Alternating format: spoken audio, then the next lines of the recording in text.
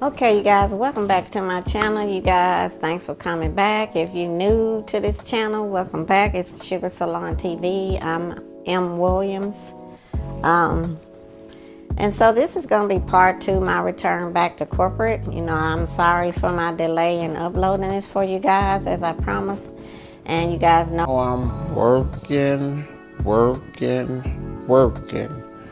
So, I apologize for taking a minute to get this upload back up, a couple of days actually. So let's just jump back into my return to corporate part 2. So you guys, if you haven't seen the first part of this video, I will drop it down in the description box below. I'm trying to start getting some engagement from you guys, some interaction from you guys. So you're going to start seeing on my videos, I'm going to be asking specific questions and asking you to drop a comment down below, or maybe asking you if you agree with something or don't agree. Just trying to motivate you guys to interact with me. And when you interact with me, you guys, it's helping me to know what kind of videos you might want to see or what you might want me to discuss here. But anyway, long history in the hair industry and the service industry, and then long history in corporate America, over 22 years, and I just returned back to corporate America. So this is going to be brief. I know I'll be saying my video is going to be brief, but the last one, okay, y'all charge it to my head and not my heart. Not my heart. So anyway, you guys, corporate, my return back to corporate. So yeah, it's been great. You know, company I worked with before, I'm not going to name the company, very excited to return back. Some of you, if you're my client, you probably already know what the company is, but great company. I love the company then, and I love it now. To me, they try to do whatever they can, in my opinion. At, you know, some point, they try to do stuff to keep the employees motivated. They do nice, wonderful things for you. You know, it's always been like that since I worked there a long time ago, and then was rehired back to there. Because after such a long history of not being in corporate and trying to return back, in my head, I felt like it might be easier to try to go back to somewhere that I've already worked before, where they already know me, they already know my work history, my work ethic, da-da-da. So I felt like it may be kind of easier to find something or get rehired at somewhere that I've already worked before, hence the word rehired. So anyway, my return back, I went back right after my birthday. So I started at this company. September the 5th was my first day back. My husband and I, we had went out of town. We had just got back in town. I was tired because, you know, you're working, doing hair. And then you get a vacation, and then when you're on vacation, but at the same time you're tired. And a lot of times when I go on vacation, you guys, I always turn it into where the concern of other people are always at my heart. It's always like close by. So I always do some vlogging, you know, because to me, when you're out of town, that's a great way to vlog. I can show people my Airbnb, and I can also talk about different topics. So as soon as I got back from my birthday, which my birthday is August 31st, and then you go right up until Labor Day. So I started on the 5th, and then so one thing that kind of surprised me, you know, in corporate. Now, one thing too, I love that they have a hybrid schedule. So really, at the company, it's up to the management or the manager of the team, you know, because some teams, they come in 1 day a week, some come in 2, some come 3, some don't come at all, some are totally remote. So it's just up to the management. So I love that because, number one, you get to work some days from home, and number two, when you're in the office, everybody is not there. So like my group, we come in, they let you choose what hours you work for my group. I don't know about the other teams, but the team I'm on, you get to choose what hours you work. You also get to choose what days you come in and you work. I'm not able to do that as far as choosing what days I come in, because I'm still considered being in training. I just made my 2-month mark of working there on the 5th of November, which was just, you know, just recently. So I've been there 2 months now. So, but some people start at 6 in the morning, some 6:30. I'm an early morning person too. I start at 7, which means I get off at 4 p.m. And so for now, while I'm in training, I go in 3 days. Everyone else on my team, they come in 2 days. So once I get a little bit more training under my belt, I'll be able to come in 2 days, and I believe I'll be able to choose the 2 days that I come in. So, and then, you know, of course, corporate, not working on the weekends. I love structure, so I love, you know, having like a set schedule, and I love, you know, some people probably wonder why in the world would somebody return back to corporate after having their own business. And I think if you've ever had your own business, you would be able to answer that question yourself. But for me, I love the structure. I love the structure of corporate America. There's some pros and there's some cons to everything in life, absolutely. But for me, I love the structure. I always did love corporate America. There was nothing that I could think of that I hated about corporate America, even to this day. So anyway, so what kind of surprised me after being out of corporate for like 17 years was returning back to corporate and the training aspect of it. You know, because now there's so much, you know, it's so much information out here. It's so many ways that you can do training other than just having an employee or a co-worker train you. Now, my opinion of this is, okay, you can train by a training manual. You know, I feel like when people are trained, you know, in corporate America, with all this information out here, like this is the information world now. We're in the time and the age and the days right now where it is a ton of information out here. It's all kind of ways that you can impart information to somebody other than just having another person impart information into somebody.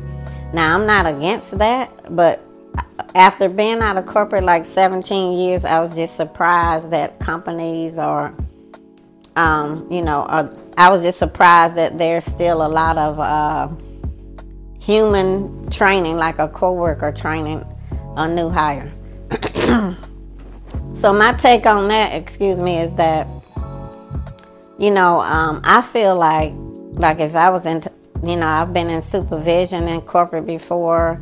And of course, I had my storefront salon, so I was in management and ownership at my salon. Of course, you know, running a salon and managing hairstylists is totally different than corporate America because, you know, in the hair industry, hairstylists or service providers, you know, are used to managing their own self and being their own boss and da-da-da. So it's totally different. In corporate, you know, people are used to having supervision, you know, team leaders, supervisors, managers, and, you know, this chain of command. So everybody's used to that. In corporate, you know, if you work in corporate, you're going to have that. So you become accustomed to that in corporate America. But at the same time, you know, back to the training, you know, I was just surprised to find that there's a lot of, or in my situation where an employee is kind of training a new hire. And the reason I say that is because, again, there's so much information out here. Like, I feel like if I was in some type of leadership position at this company or any company, I would definitely make sure that all employees on my team are making training manuals for the position that they do. Because that not only helps them, that will also help them in a way of being able to refer back to it themselves if they need to. But it will also make it where, you know, if somebody new or if somebody on the team needs to step in and help them and be cross-trained, the training manual is there. Also, it will cut back on the time that they will have to sit with a new hire, a rehire, or a co-worker to try to train them. So that's very helpful. It becomes an asset. You know, it's kind of a no-brainer to just go ahead and have, you know, if someone's in a certain position, once they learn the position and they're good at it, and you trust in management or in leadership that if Jane Doe types up a training manual on her position, you as the manager, you know that, okay, Jane Doe knows what she's doing. She's been in this position a long time. She's not making errors. If she do, it's rare.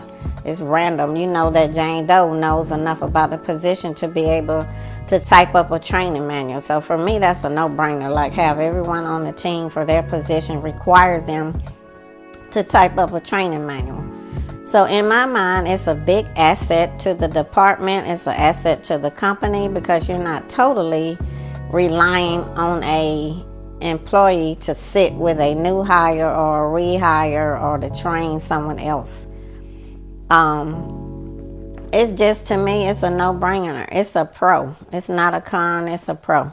So in my opinion, you know, if I was in leadership, I would require that. That would be, you know, one thing that I would require. It wouldn't be any ifs, ands, and buts about it. Because sometimes, you know, you can get in a situation in corporate America where someone is trying to hoard the information.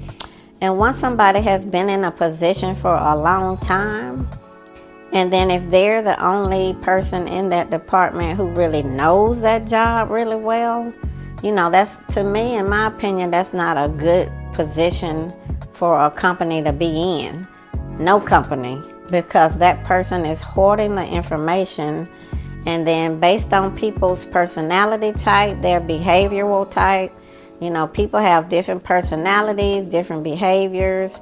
You know, that can make a person feel like, okay, I got all the information, now I can act a fool and I can treat people how I want to treat people at work, because I got all the information. Nobody else knows how to do my job, not even my supervisor, not even my manager, not even this person, or this, that, or the third person. So it gives people a little edge. And if people have personality disorder or behavior disorder, or if they kind of narcissistic, you know, that can make them feel like they got a lot of power, because they are hoarding all of this knowledge, and they know that this knowledge is very important and very integral to the company and to the team. So if you're in leadership and you allow this person to get all of this information and hoard all of this information, and if you're not on top of it as a leader, and this person has all this information, then sometimes people can usurp their authority, and they can become to where they feel like, okay, I'm the big bad person here. I got all the knowledge, you know, they never gonna be able to fire me. They never gonna be able to do this. Because people, you know, people are people, and people are who they are. And when you hire people, you can't change a person's personality. You can't change their behavior. And sometimes people just have, you know, some people are narcissistic. Some people have this, that, and the third going on. And then you sit down and you talk to them, you meet with them face to face, and you talk to them about it. And then they continue on in that behavior. It's a pattern of behavior. It's consistent behavior. It's not the norms of society. And then you come to realize, okay, ain't nothing I can do about this. I done threatened this person. I done wrote the person up. I wrote them up twice. I met with them several times. I talked to HR with the person. I did this, that, and the third. Yet the person still continues on in their behavior. So then it's going to become a revelation to you that this person may have some type of personality disorder. I'm not saying you go out here and you try to diagnose people, but I'm saying it's not society norms for some people, for someone to continue on in their behavior when all of that I just named out has happened. You know, when you have done all that, you expect for an employee to become, you know, not to say submissive, but I'm saying to be more professional and to be more cognizant of that. And then when the person don't, then everyone else has to suffer. You know what I'm saying? So for my thing is, you know, if I'm in leadership in corporate, or if I ever become in leadership in corporate, to me, that's the first thing. Everybody would need to do a training manual, because this is a bad situation, in my opinion, when any company has allowed an employee to hoard information. And then once they've had the information and they have They know that they're the only one that has this information, and they're the only one who knows how to do this position. They're the only one who knows how to do this job. They know that they're in a great place in their mind because they feel like, okay, I'm never going to be fired. I'm never going to be this, that, and the third because I got all this information. So as a company, you cannot allow anybody to just have all the information. You need to have training manuals done. And then there's so many ways to train people. You got training manuals, you got PowerPoint presentations, you got coworkers, you got AI, you got bots, you got all of this stuff out here, all of these ways to train people. Now, I'm not against a coworker training somebody, but at the same time, when somebody, I feel like coworkers should be used to train another coworker. I don't feel like coworkers or employees should be necessarily totally, used to train a new hire or a rehire. And the reason I say that, because suppose a person has an insubordinate personality and behavior like the person I just mentioned, and then you have a new hire. As soon as you sit this new hire down with this insubordinate person, insubordinate employee, and that insubordinate employee has to train a new hire, you have just made this employee the face of the company. They have become, he or she has become the face of the company, meaning that you are trusting this person to sit down with a new hire or a rehire and train this person. And you already know this person is insubordinate. You've already known that you talked to this person. You already know that you met with this person a couple of times, a few times. You already know that you have written this person up once or twice or possibly more. You already know that you had to get HR involved. And then you may have a file on this person. This person may be on the verge of getting, terminated. So to me, that's an insubordinate employee. So why in the world would somebody put an insubordinate, problematic person, employee, and sit them with a new hire or a rehire to train them? Why? Can somebody tell me why? Drop your comments below. Why? Because again, when you did that, you have allowed this person to become the face of the company. So now you're kind of emboldening this person. You're making this person to where they are having even more power. And depending on like what type personality type they have or what type of behavioral type they have, they may see this as power. They may see this as another check mark to say, oh, I got all this power. Because believe me or not, some people have that type of personality where, they want to intimidate people. They want to bully people. It's grown people, grown adults out here who want to be bullies. If you're a mom, and you had a child, a son or daughter, and they were in school and they was always being picked on from time to time by a bully. You may hear this term used for young grammar school kids or middle school kids or high school kids, but not for grown people, not for adults. But there are some adults who want to feel empowered because that is their personality type. They thrive off that. They thrive off it. They thrive off that. And they feel important. They need to feel important because they may be narcissistic or whatever they got going on, but they continuously need all these accolades and they continuously need to feel that they have more power than you, or they have more power than me, because they thrive off it. I know it don't make any sense, but it is, people can have these personality types where that's how they feel, and that's how they need to feel, because that's the only thing that makes them happy. So when a company put a person with this behavioral type and sit them with a person who is a new hire or a rehire, there's going to be one or two things going to happen. The person is going to remain with the company, or the person is going to leave the company, one or the other.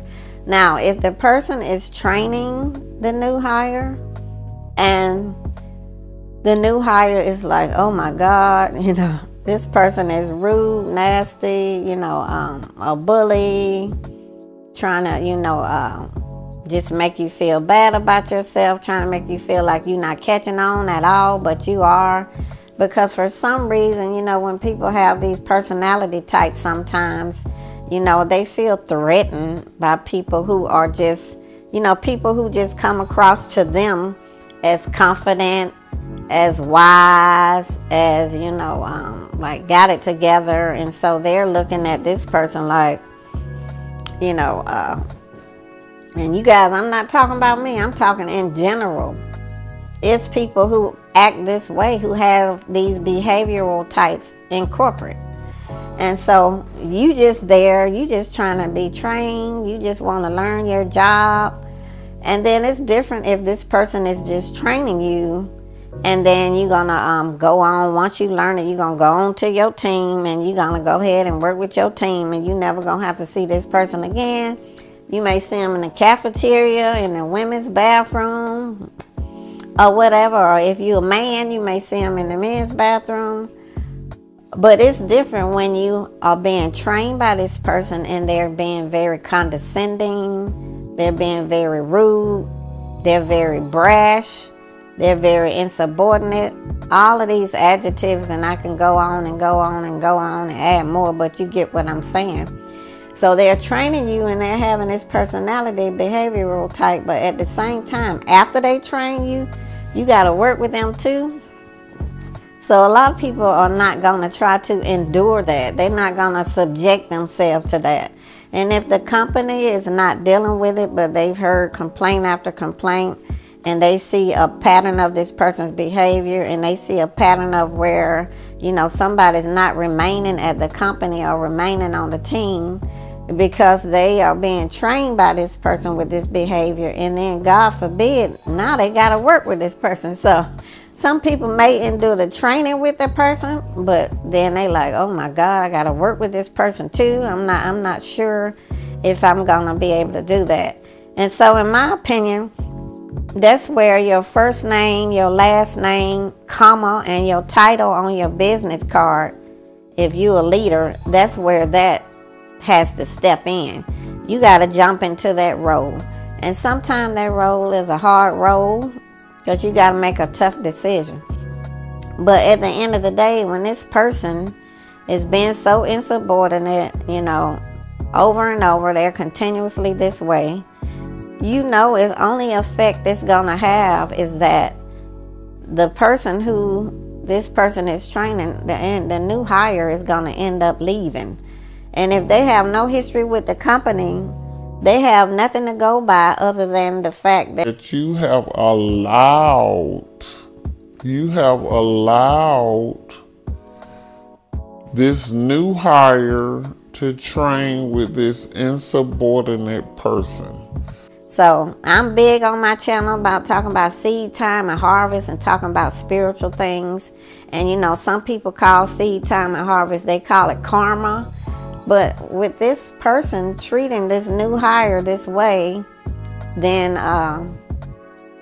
the outcome or the harvest from it is going to be to where, they're going to want to leave. They don't have no history with the company. They don't know that this is a good company to work for. They don't know that they're big on their employees and stuff like that. So at some point when you're in leadership, you have to make this hard decision to where, even though this person have all this history with this company and this person have a lot of knowledge, this person, he or she know the job, they can do the job with, blindfolded. That does not mean that this employee's insubordinate employee should be allowed to mistreat this other employee just because this person is a new hire or a rehire. That should be a negatory.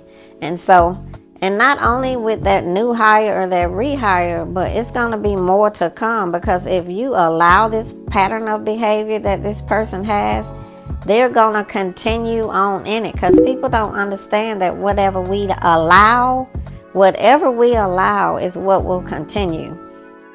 And if you don't put a serious stop to it, you know, this person will continue. Now, if this person has this type behavior, then you should never, never, ever sit this person down with a new hire. You should never.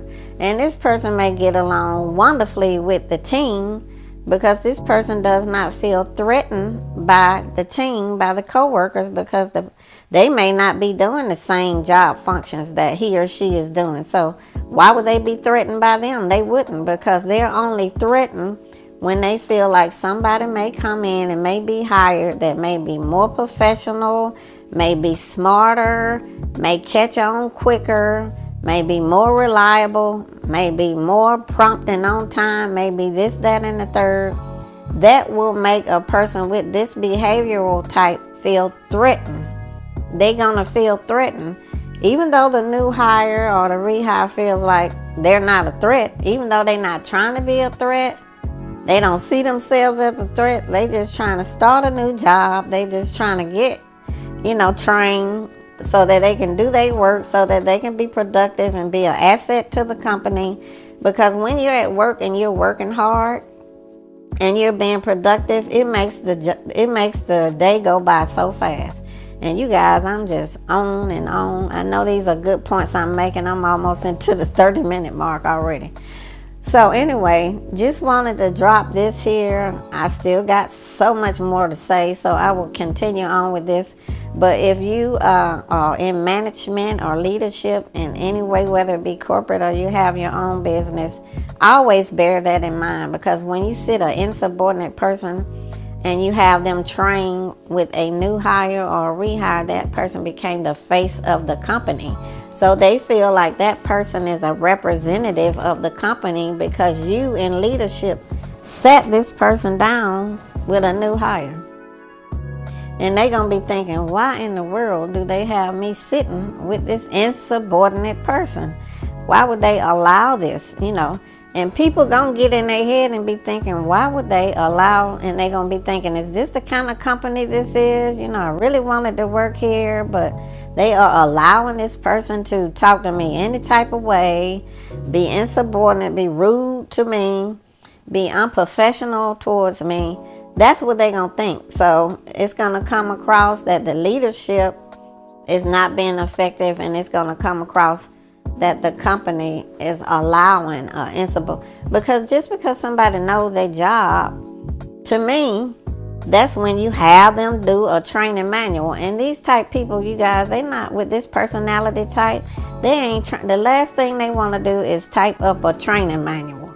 This is the last thing they want to do, because they know at that point all of their power could be taken away with just them passing it on. But that should be a requirement.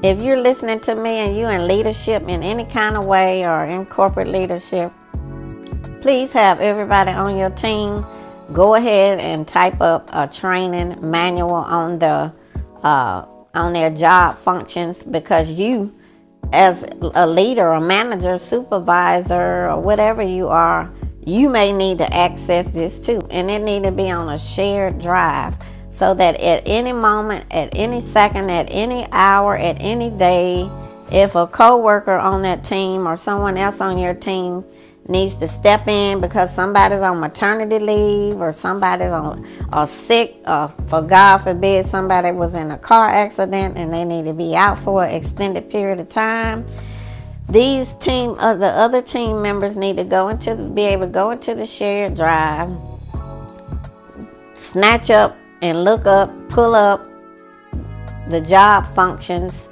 and that training manual for that position, so that at any moment you can have another one of your team members step into the role and do some of the functions while that person is out.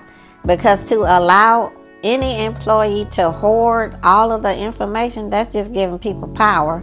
And then 3, 4, 5 years down the road, when you try to tell them, oh girl, can you go ahead, oh guy, can you go ahead and type up a training manual, they're not going to want to do it, because 5 years later, you telling them to do this? No. If they have the personality type like what I just described, they're not going to want to do it, because they don't want to relinquish their own power. They don't want to do that.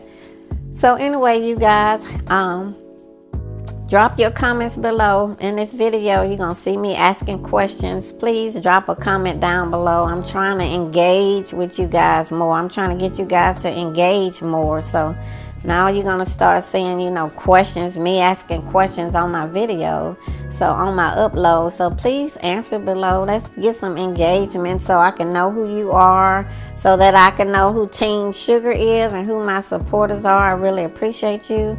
So please answer the questions if you don't mind. Just drop a quick little note. It could be 2, 3 answer question, to your answer, 2 words. So anyway, thank you guys for tuning in. Thanks for watching. Please comment, like, subscribe, and please subscribe. Thank you guys so much. Be blessed. Peace and blessings. I'm going to see you on my next video. I'm going to continue on with part 3. Mwah, mwah, mwah. See you on the next video.